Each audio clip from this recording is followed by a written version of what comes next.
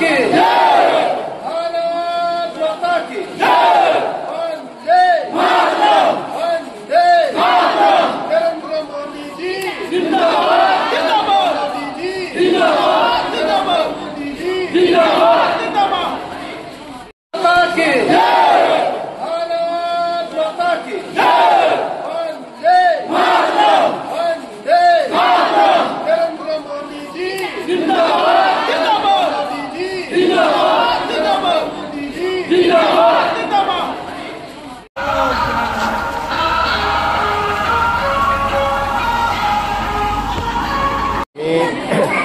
লাংফেৰ বাসিন্দা হৈ যোৱা এপ্ৰিল 22 তাৰিখ যিটো পেহেলগামত সন্ত্ৰাসবাদীয়ে নিশংকৰ লোকক যি 28 গৰাকীক তেওঁলোকক হত্যা কৰিলে তাৰ ওপৰত আমাৰ ভাৰত দেশৰ আমাৰ আৰ্মি এয়াৰফ'ৰ্চ দেশৰ নৰেন্দ্ৰ মোদীজীৰ নেতৃত্বত পাকিস্তান যি সন্ত্ৰাসবাদীক সিহঁতৰ লগত যিটো যুঁজাযুঁজি হৈছে তাৰে ওপৰত আমি আজি লাংফেৰ বাসিন্দা হৈ আমাৰ দেশৰ যে আৰ্মিসকলৰ কাৰণে মনোবল শক্তি দিয়াৰ কাৰণে আজি আমি এইখিনি ত্ৰিৰংগাৰ যাত্ৰা সভা আমি আয়োজন কৰিছোঁ। গতিকে আমাৰ ভাৰত দেশ আগৰ ভাৰত নহয়, এতিয়া আমাৰ দেশৰ নৰেন্দ্ৰ মোদীজীৰ ভাৰত দেশ হয়।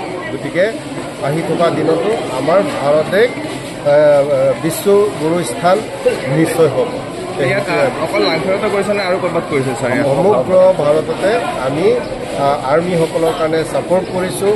তেওঁলোকে যে ঘৰ মাটি বাৰী এৰি যে দেশৰ কাৰণে তেওঁলোকে যিটো প্ৰাণ ত্যাগ কৰি দেশৰ সকলৰ কাৰণে তেওঁলোকে ৰক্ষা কৰিছে, তাৰ বাবে আমি তেওঁলোকৰ যিমানটো পৰিয়াল আছে তেওঁলোকৰ মনোবল শক্তি কৰিবলৈ কাৰণে আজি এই সভা আয়োজন কৰিছোঁ।